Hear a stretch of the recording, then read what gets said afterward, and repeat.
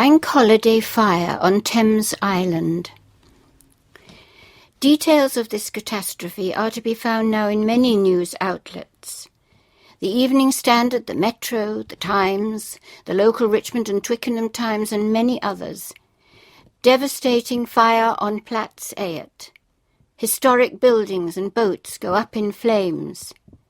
These articles supply the information, the overview, the after-the-event view.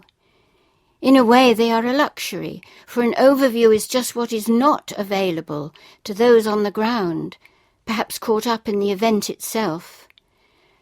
For them, there's simply a confusing mixture of sights and sounds and smells, like jumbled-up pieces of a jigsaw puzzle, from which they have to attempt to make some sort of sense, and quickly.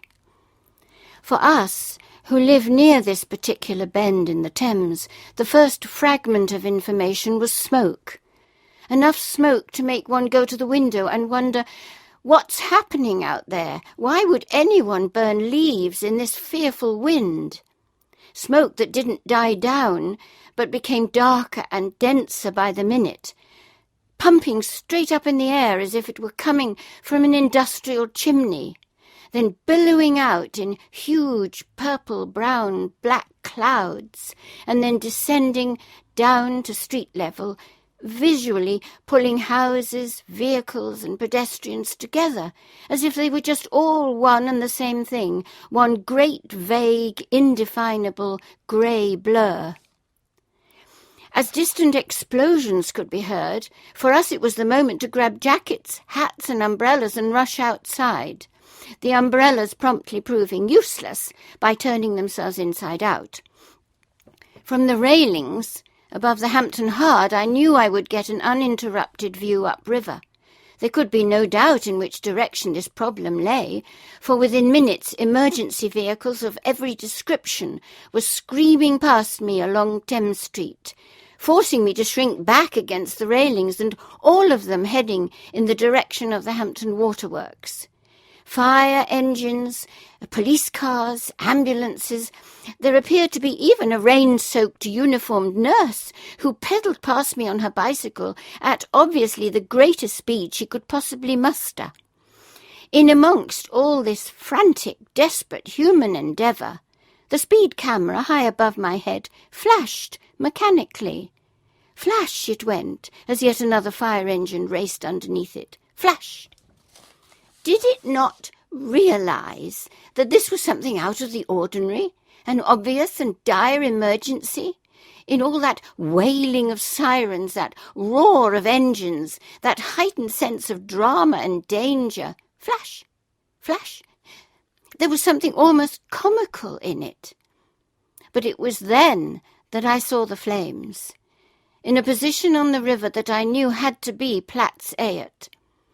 One huge fireball of orange-red, an inferno of flames leaping this way and that at the whim of the wind, and seemingly to be doubled in size by its vivid reflection across the surface of the water.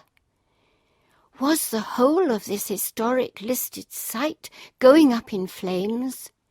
It certainly seemed so from where I was standing. They say that 15 fire engines and crew attended the scene. 3 days later, I went across on the Hampton ferry to see the island from the Molesey bank. I had a particular reason for this, as I had made paintings in past years of that island from that very viewpoint. I was hoping that some of the unique buildings, those that had particularly fascinated me, would still be intact. I asked one of the locals, "What do you think caused all this?" "A woman lighting her fire," he said tersely. "Did she live on the island?" "She doesn't any more." There was, I think, more than a hint of repressed anger in his voice.